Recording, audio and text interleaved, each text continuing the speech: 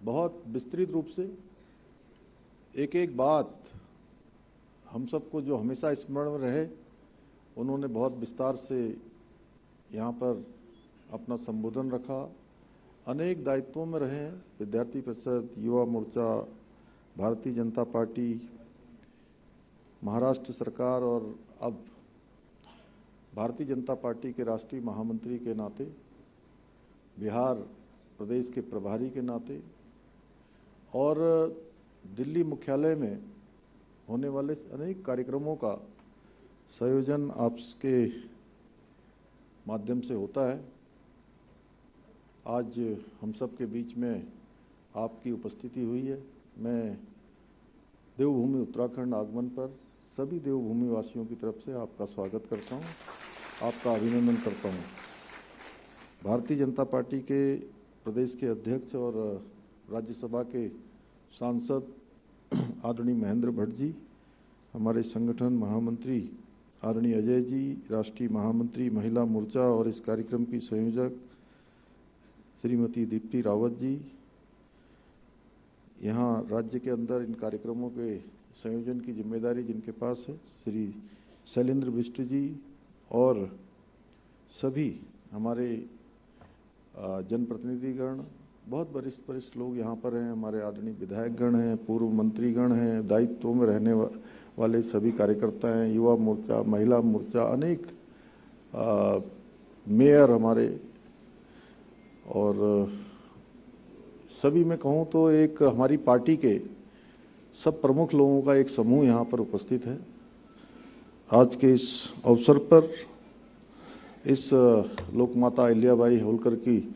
63वीं जन्म जयंती के अवसर पर आप सभी, ये इसका नाम भी भाई साहब मुख्य सेवक सदन है।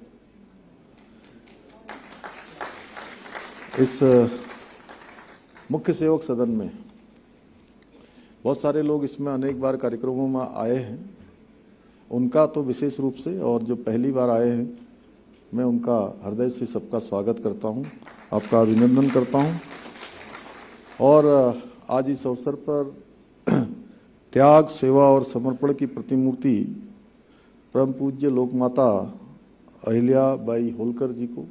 मैं कोटि कोटि नमन करता हूं। साथियों, भारत की गौरवशाली इतिहास, वीरता, त्याग और बलिदान की अद्भुत गाथाओं से हमारा इतिहास भरा पड़ा है। इस पावन भूमि पर भी समय समय पर अनेक ऐसे राष्ट्रनायक, राष्ट्रनायिकाओं ने जन्म लिया है, जिन्होंने अपने शौर्य और पराक्रम से मातृभूमि की रक्षा के लिए अतुलनीय कार्य किया है, जिसके बारे में बहुत विस्तार से अभी आदरणीय विनोद तावड़े जी ने बताया। अगर हम बात करें, चाहे सम्राट पृथ्वीराज चौहान हो, महाराजा सुहेलदेव हो, महाराणा प्रताप हो, छत्रपति शिवाजी महाराज हो, रानी दुर्गावती हो, झांसी की रानी लक्ष्मीबाई हो, ये सभी विभूतियां इतिहास की अमर विभूतियां हैं, जिन्होंने मातृभूमि की रक्षा के लिए अपना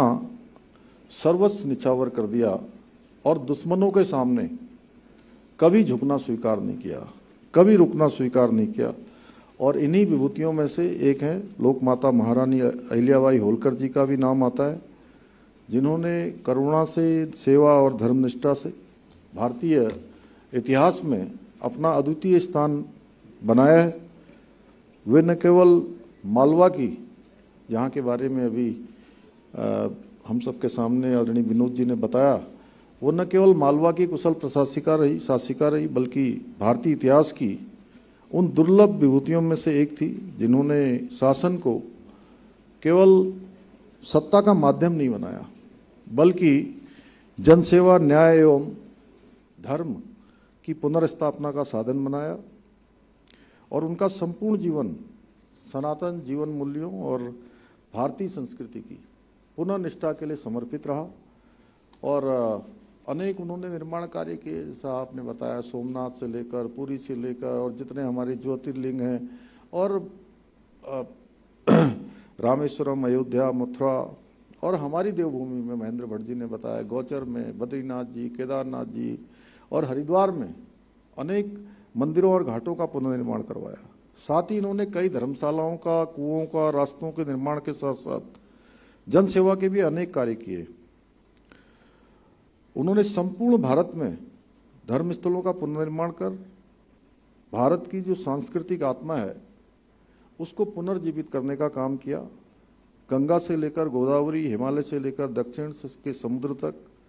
संपूर्ण भारत की सनातन संस्कृति को एक सूत्र में पिरोने का काम किया। यही नहीं, रानी अहिल्याबाई जी ने उस कालखंड में नारी सशक्तिकरण की भी एक अनुपम मिसाल प्रस्तुत की, जिसकी कल्पना कर पाना उस समय में, अब तो काफ़ी नए नए शोध अनुसंधान, नए नियम कानून सब आधुनिक तरीके से बनाए जा रहे हैं, लेकिन उस समय उसकी कल्पना करना सच में बहुत कठिन था। जैसे अभी करों के बारे में बताया, जीएसटी के बारे में, आज जीएसटी है, उस समय की कैसी व्यवस्था थी, उस समय की चुनौतियों के समय में किस प्रकार से काम करना है। और सैकड़ों वर्षों तक विदेशी आक्रांताओं ने फिर स्वतंत्रता के बाद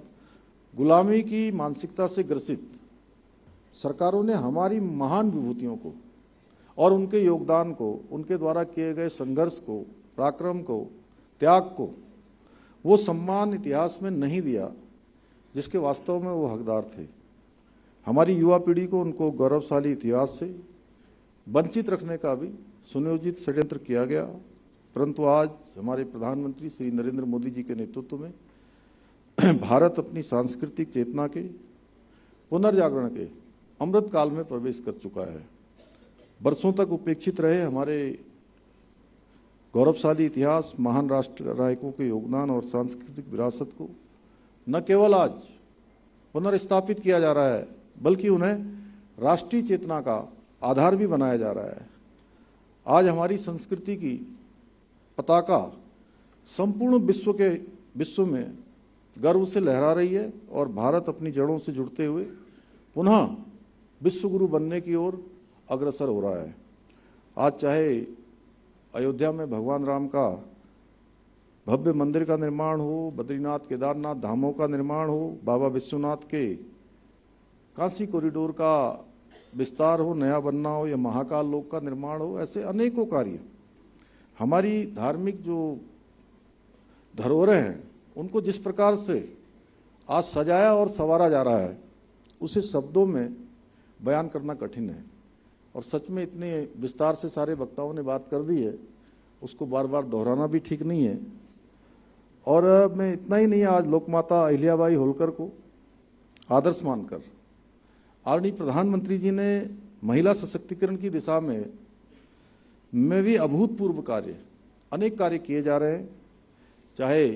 भारत की संसद विधानसभाओं में 33% के आरक्षण की महिलाओं के लिए मंजूरी देना हो, बेटी बचाओ बेटी पढ़ाओ अभियान चलाना हो, बेटियों की शिक्षा और सुरक्षा को प्राथमिकता देना हो, उज्ज्वला योजना से महिलाओं को चूल्हे के धुएं से मुक्ति दिलाना हो, लखपति दीदी योजना द्वारा महिलाओं को आत्मनिर्भर बनाना हो, या ट्रिपल तलाक जैसी कुप्रथा का अंत करना हो। ऐसे अनेक निर्णय आदरणीय मोदी जी के नेतृत्व में मातृशक्ति के सम्मान में सुनिश्चित करने का काम हुआ है। और हमारी सरकार भी उत्तराखंड के अंदर आदरणीय प्रधानमंत्री जी के मार्गदर्शन में हमारे धार्मिक स्थलों के नवनिर्माण के लिए, पुनर्निर्माण के लिए, सांस्कृतिक विरासत के संरक्षण के लिए प्रतिबद्धता के साथ काम कर रही है। जहां एक और हम केदारखंड और मानसखंड के मंदिर क्षेत्रों के सौंदर्यीकरण में अनेक कार्य कर रहे हैं, वहीं यहीं पर हरिपुर कालसी में यमुना तीर्थ स्थल के पुनरुद्धार की दिशा में भी प्रयास कर रहे हैं। साथ ही हरिद्वार ऋषिकेश में गंगा कॉरिडोर के साथ साथ शारदा कॉरिडोर के निर्माण की दिशा में भी कार्य किया जा रहा है। इसके अलावा हम मातृशक्ति के कल्याण और सशक्तिकरण के लिए विभिन्न योजनाओं के माध्यम से निरंतर कार्य कर रहे हैं। राज्य की सरकारी नौकरियों में हमने विधानसभा में विधेयक लाकर 30% का आरक्षण मातृशक्ति के लिए सुनिश्चित किया है। इसके साथ ही मुख्यमंत्री नारी सशक्तिकरण योजना, मुख्यमंत्री महालक्ष्मी योजना, मुख्यमंत्री वात्सल्य योजना, मुख्यमंत्री आंचल अमृत योजना और पोषण अभियान जैसी अनेक योजनाएं हमने प्रारंभ की है। आज इन योजनाओं के माध्यम से प्रदेश की बेटियां न केवल विभिन्न सरकारी सेवाओं में चयनित हो रही हैं, बल्कि सहायता समूह, स्टार्टअप्स और लघु उद्योगों के माध्यम से आत्मनिर्भर भी बन रही है। अभी आज से 3 दिन पहले इसी सभागार में परिवहन विभाग के जो चयनित अभ्यर्थी थे उनको हम उनके जो नियुक्ति पत्र हैं उस प्रदान करने का कार्यक्रम यहाँ पर हो रहा था। सच में मैं बताऊं तो उसमें 50% से अधिक भागीदारी नियुक्ति पाने वालों की वो हमारी बहनों की थी, मातृशक्ति की थी।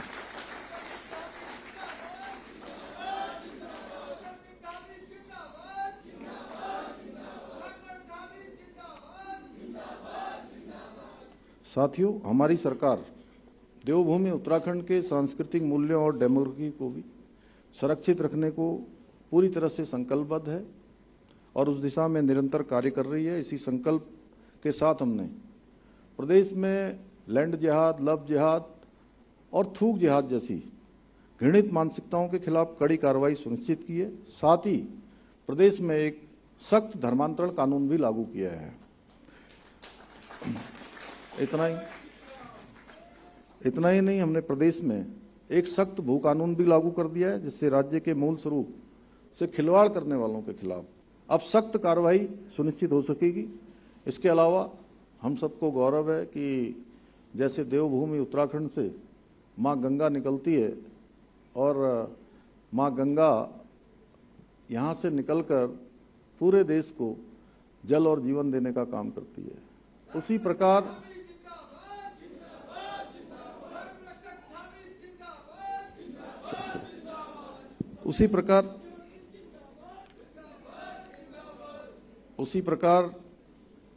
समान नागरिक संहिता की गंगोत्री हमारे राज्य से निकल गई है। राज्य के अंदर 27 जनवरी 2025 से प्रदेश में रहने वाले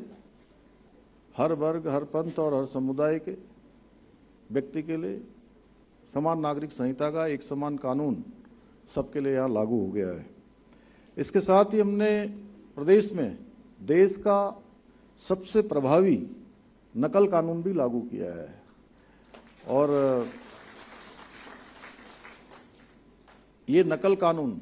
लागू होने से पहले प्रदेश के अंदर किस प्रकार की अव्यवस्था होती थी, परीक्षाओं में किस प्रकार की धांधली होती थी, कैसे पेन ड्राइव से नकल होती थी, कैसे नकल माफिया हावी रहते थे, गरीब माता पिता के बेटे और बेटियों को उनका वो हक नहीं मिल पाता था जिसके लिए वो हकदार होते थे, उनके साथ लगातार अन्याय होता था, उनका मनोबल लगातार गिरता जा रहा था, आत्मविश्वास की कमी होती जा रही थी, गरीब माता पिता के जो सपने थे वो लगातार टूट रहे थे। भाइयों बहनों, हमने इसकी शुरुआत की और नकल माफियाओं के खिलाफ कार्रवाई भी की। 100 से अधिक नकल माफियाओं को जेल की सलाखों के पीछे भेजा। नकल माफिया की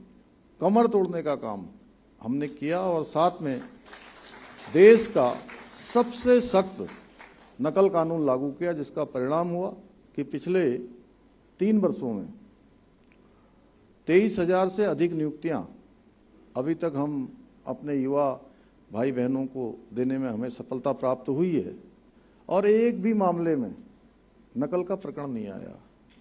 एक भी मामले में कोई न्यायालय में मामला नहीं गया, कोई विवादित मामला नहीं हुआ, कहीं कोई नकल नहीं आई और पारदर्शिता के आधार पर सच में आप सब, ये हमारी पार्टी के प्रमुख प्रतिनिधि बैठे हैं, जनप्रतिनिधि बैठे हैं, आप सब देखते होंगे, खजानदास जी यहाँ पर बैठे हैं, मैं और ये धनोल्टी एक क्षेत्र में कार्यक्रम में गए थे तो टिहरी जनपद में ही बता रहे थे कि 10 से ज़्यादा लोग सामान्य परिवारों के बेटे और बेटियां उनके पीसीएस परीक्षा के परिणाम आने के बाद उस परीक्षा में चयन हुए थे। एक उसके बाद मैं वहाँ से चमोली गया, चमोली में ही इसी प्रकार से हमारे कई गरीब माता पिता के बेटों को चयन और का अवसर मिला, बेटियों को। पिथौरागढ़ गया, वहाँ भी चंपावत गया, कोई जनपद ऐसा नहीं है। और पहले जो परीक्षाएं देते थे, कई सालों से परीक्षा दे रहे थे, उनका चयन नहीं हो रहा था, अब वही हमारे भाई बहन परीक्षाओं में बैठते हैं और एक साथ उनका 3-3, 4-4 और 5-5 परीक्षाओं में चयन हो रहा है। ये परिवर्तन हुआ है। साथियों, हमने प्रदेश में भ्रष्टाचार को